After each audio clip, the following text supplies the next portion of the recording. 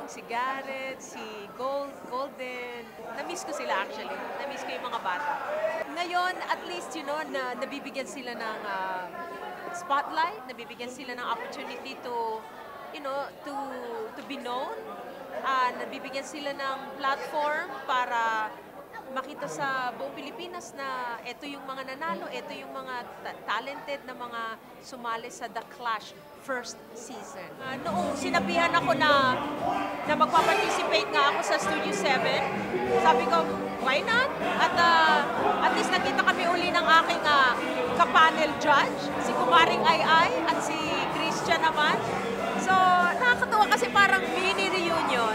Excited na ako sa pagbabalik ng Season 2 ng The Clash. Excited ako sa magiging participants. Excited ako sa mga bagong makikita namin ng mga talents.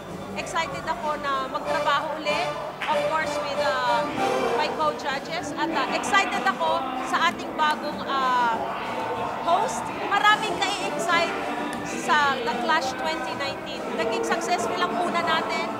And I'm very sure it's going to be another success.